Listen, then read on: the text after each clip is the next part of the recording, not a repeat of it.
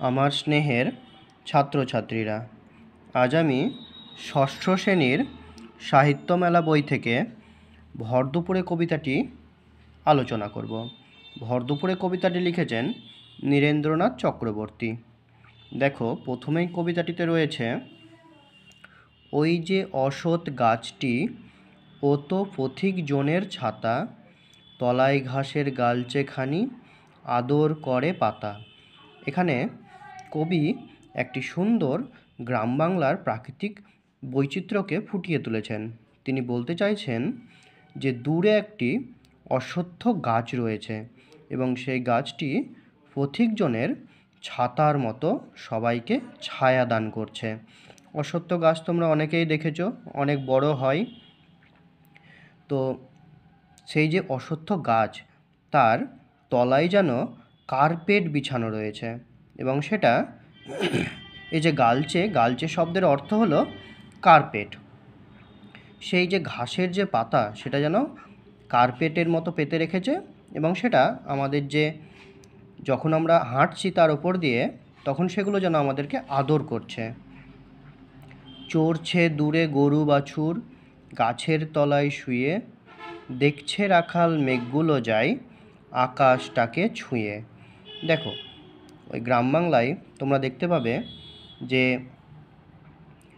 সবুজ মাঠ এবং সেই গ্রামের মাঠে গরু বাছুর চড়ে বেড়ায়, মানে ঘাস খায়।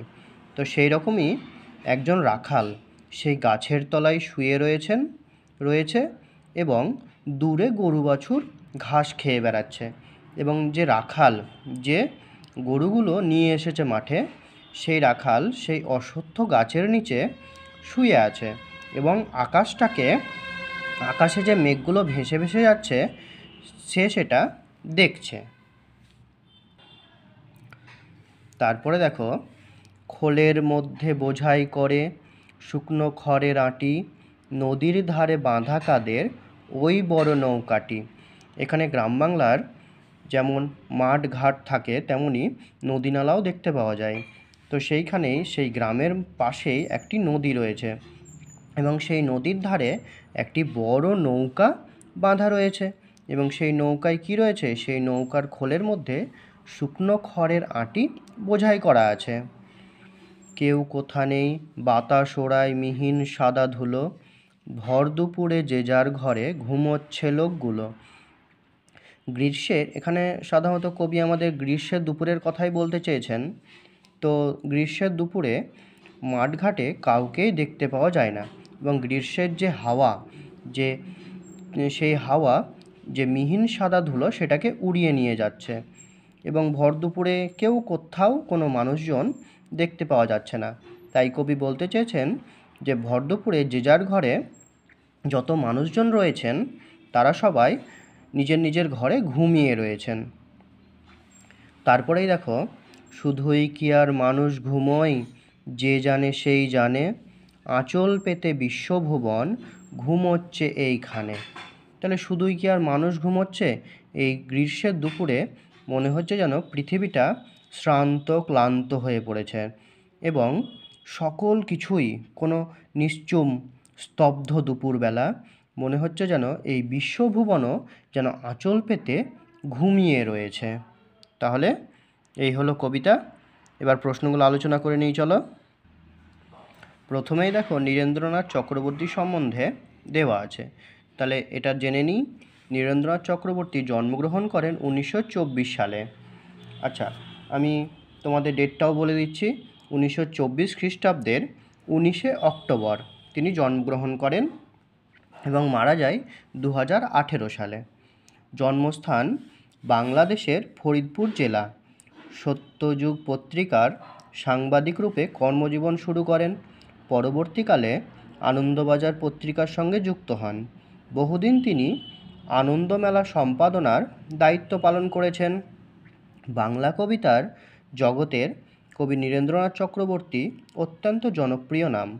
তার কাব্যগ্রন্থগুলির মধ্যে রয়েছে নীল নির্জন, অন্ধকার বারান্দা, কলকাতার যিশু প্রভৃতি। উলঙ্গ রাজা কাব্যগ্রন্থের জন্য তিনি সাহিত্য আকাদেমি পুরস্কার লাভ করেছেন। তাহলে এটা একটা প্রশ্ন যে কোন কাব্যগ্রন্থের জন্য তিনি সাহিত্য অকাদেমি পুরস্কার লাভ করেছেন? তাহলে উত্তরটি হবে উলঙ্গ রাজা। এবার দেখো দুটো প্রশ্ন রয়েছে। নীরেন্দ্রনাথ চক্রবর্তীর জন্মস্থান কোথায়? নীরেন্দ্রনাথ চক্রবর্তীর জন্মস্থান হচ্ছে বাংলাদেশের ফরিদপুর জেলায়। তার লেখা দুটি কাব্যগ্রন্থের নাম হলো, এখানে অনেকগুলো কাব্যগ্রন্থ দেওয়া আছে, তার মধ্যে তোমরা দুটো মনে রাখবে, নীল নির্জন, অন্ধকার বারান্দা, কলকাতার যিশু প্রভৃতি। তারপরেই দেখো কি রয়েছে প্রশ্ন, অশ্বত্থ গাছকে পথিকজনের ছাতা বলা হয়েছে কেন? তাহলে উত্তরটা আমরা এরকমভাবে বলতে পারি যে ছাতার মতোই অশ্বত্থ গাছটি তার অনেক শাখা প্রশাখা বিস্তার করে পথিকদের রোদ ও বৃষ্টির হাত থেকে রক্ষা করে, তাই অশ্বত্থ গাছটিকে পথিকজনের ছাতা বলা হয়েছে। তার পরবর্তী প্রশ্ন, রাখালরা গাছের তলায় শুয়ে কি দেখছে? তাহলে রাখালরা গাছের তলায় শুয়ে আকাশে ভাসমান মেঘেদের আনাগোনা দেখছে। তারপরে প্রশ্ন রয়েছে, নদীর ধারের কোন দৃশ্য কবিতায় ফুটে উঠেছে? নদীর ধারে শুকনো খড়ের আঁটি বোঝাই করে নৌকো বাঁধার দৃশ্য কবিতায় ফুটে উঠেছে। তারপরে শব্দার্থগুলো দেওয়া আছে। গালচে, গালচে শব্দের অর্থ কার্পেট বা ঘরের মেঝেতে পাতার শৌখিন ফরমাস। খোল, খোল মানে হচ্ছে ফাঁপা আবরণ। মিহিন, মিহিন শব্দের অর্থ হলো সূক্ষ্ম বা অতি ক্ষুদ্র। তারপরে দেখো একই অর্থযুক্ত শব্দ কবিতা থেকে খুঁজে নিয়ে লেখো। দেখো প্রথমেই দেওয়া আছে তৃণ, তৃণ শব্দের অর্থ হচ্ছে ঘাস। তারপরে তটিনী, তটিনী শব্দের অর্থ হচ্ছে নদী। গোরক্ষক, গোরক্ষক শব্দের অর্থ রাখাল। পৃথিবী, পৃথিবী শব্দের অর্থ বিশ্বভুবন। জলধর, জলধর শব্দের অর্থ মেঘ। তারপরে দেখো 4 নম্বর দাগে প্রশ্ন রয়েছে, নিচের বিশেষ্য শব্দগুলিকে বিশেষণে ও বিশেষণ শব্দগুলিকে বিশেষ্যে পরিবর্তিত করো। তাহলে চলো দেখে নিই আমরা। ঘাস থেকে হবে বিশেষ্য পদ থেকে বিশেষণ পদ হবে ঘেঁষো। রাখাল থেকে রাখালিয়া। আকাশ থেকে আকাশী। মাঠ থেকে মেঠো। আদর থেকে আদুরে।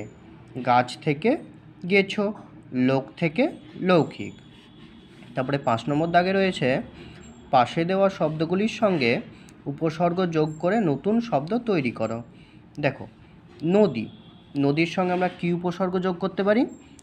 উপসর্গ যোগ করতে পারি। উপসর্গ যোগ করলে কী হবে? মূল শব্দটা হবে, নতুন শব্দটা হবে উপনদী। আদর, আদরের সঙ্গে আমরা উপসর্গ যোগ করতে পারি। তাহলে কি হচ্ছে শব্দটা? অনাদর। বাতাস, বাতাসের আগে উপসর্গ যোগ করতে পারি, তাহলে কি হলো? সুবাতাস। তারপরে দেখো 6 নম্বর দাগে রয়েছে, নিচের বাক্য বা বাক্যাংশগুলির থেকে উদ্দেশ্য ও বিধেয় চিহ্নিত করে উদ্দেশ্য অংশে সম্প্রসারণ করতে হবে আমাকে। তাহলে প্রথমেই দেখো দেওয়া আছে, ওই যে অশ্বত্থ গাছটি ও তো পথিকজনের ছাতা। তাহলে এটাকে সম্প্রসারণ করলে কি হবে? ওই যে অশ্বত্থ গাছটি, এটা তো হচ্ছে উদ্দেশ্য, তাহলে এই উদ্দেশ্যটাকে আমি একটু সম্প্রসারণ করব, মানে বাড়িয়ে দেব। তাহলে আমরা কি বলতে পারি? এখানে দেওয়া আছে, রাস্তার পাশে দাঁড়িয়ে থাকা ওই যে অশ্বত্থ গাছটি ও তো পথিকজনের ছাতা। এই যে উদ্দেশ্য ওই যে অশ্বত্থ গাছটি, এটাকে আমি একটু সম্প্রসারণ করলাম। তাহলে নতুন বাক্যটা কি দাঁড়াবে? রাস্তার পাশে দাঁড়িয়ে থাকা ওই যে অশ্বত্থ গাছটি ও তো পথিকজনের ছাতা। তারপরে 2 নম্বরে আছে, কেউ কোথা নেই বাতাস ওড়াই মিহিন সাদা ধুলো। তাহলে বাতাস হচ্ছে উদ্দেশ্য, বাতাসটাকে আমরা কি বলতে পারি? হঠাৎ আগত দমকা বাতাস ওড়াই মিহিন সাদা ধুলো, কেউ কোথা নেই। তারপরে 3 নম্বরে দেওয়া আছে, আঁচল পেতে বিশ্বভুবন ঘুমোচ্ছে এইখানে। উদ্দেশ্য কোনটা? উদ্দেশ্য হচ্ছে বিশ্বভুবন। তাহলে কি বলতে পারি আমরা? আমাদের এই সুন্দর বিশ্বভুবন আঁচল পেতে ঘুমোচ্ছে এইখানে। এগুলো তোমরা নিজের মতো করেও করে নিতে পারো। তারপরে 7 নম্বর দাগে রয়েছে, বিশ্বভুবন শব্দে বিশ্ব আর ভুবন শব্দ দুটির একত্র উপস্থিতি রয়েছে, যাদের অর্থ একই, এমন 5টি নতুন শব্দ তুমি তৈরি করো। তাহলে আমরা কি বলতে পারি? যেমন জল পানি, লজ্জা সরম, বৃষ্টি বাদল, লোকজন, ধন দৌলত, এরকম আমরা বলতে পারি। আমরা আরও বলতে পারি যে মাথা মুন্ডু, কাগজপত্র, হাট বাজার, জগৎ সংসার, মাঠ ময়দান ইত্যাদি। তারপরে 8 নম্বর দাগে রয়েছে ওই যে অশ্বত্থ গাছটি অংশে ওই একটি দূরত্ববাচক নির্দেশক সর্বনাম। এমন আরও কয়েকটি সর্বনামের উদাহরণ দাও। যেমন এখানে বলে দেওয়া আছে ও, উহা, উনি, ওরা ইত্যাদি। তাহলে আরও সর্বনামের উদাহরণ আমরা কি বলতে পারি যে ওটি, ওগুলো, ওই সব, ওদের, এই, ওই, এরা, এগুলি, এগুলো ইত্যাদি। তারপরে দেখো 9 নম্বর দাগে রয়েছে পথিকজনের ছাতা সম্বন্ধপদটি চিহ্নিত করো। কবিতায় থাকা সম্বন্ধপদ খুঁজে লেখো আর নতুন সম্বন্ধপদ যুক্ত শব্দ তৈরি করো। যেমন গোঠের রাখাল, দুপুরের ঘুম। তাহলে এরকম আমরা কি বলতে পারি আর যে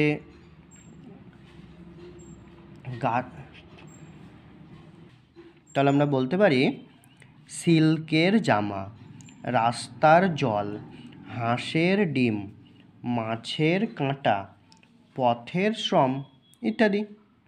তারপরে 10 নম্বর দাগে রয়েছে ওই বড় নৌকাটি বলতে বোঝায় একটি নৌকাকে। নৌকার সঙ্গে এখানে টি নির্দেশক বসিয়ে একবচন বোঝানো হয়েছে। এরকম একটি মাত্র একবচনের রূপ বোঝাতে কোন কোন নির্দেশক ব্যবহৃত হতে পারে তা উদাহরণ দিয়ে লেখো। তাহলে এখানে আমরা বলতে পারি একবচন বা একটি বোঝানোর জন্য টিটা, খানিখানা, গাছি, গাছা ইত্যাদি নির্দেশক ব্যবহার করা যায়। যেমন বইটি, ছাতাখানি, বালাগাছা ইত্যাদি। তারপরে 11 নম্বর দাগে রয়েছে কবিতা থেকে বহুবচনের প্রয়োগ রয়েছে এমন শব্দ খুঁজে নিয়ে লেখো। প্রসঙ্গত শব্দকে আর কী ভাবে আমরা বহুবচনের রূপ দিতে পারি তা উদাহরণের সাহায্যে বুঝিয়ে দাও। তাহলে দেখো কবিতায় বহুবচনের প্রয়োগ রয়েছে এমন শব্দগুলি হলো মেঘগুলো, লোকগুলো। বহুবচনে রূপ দেওয়ার জন্য শব্দের শেষে রা, এরা, গুলি, গুলো, গণ, বৃন্দ, কুল, বর্গ ইত্যাদি যোগ করতে পারি। যেমন রা ছাত্ররা, এরা বালকেরা, গুলি ফুলগুলি, গুলো ফুলগুলো, গণ সদস্যগণ ইত্যাদি। 12 নম্বর দাগে 1 নম্বর প্রশ্ন রয়েছে আঁচল পেতে বিশ্বভুবন ঘুমোচ্ছে এইখানে, কবির এমন ভাবনার কারণ কি? তাহলে চলো আমরা এই প্রশ্নের উত্তরটা দেখে নিই।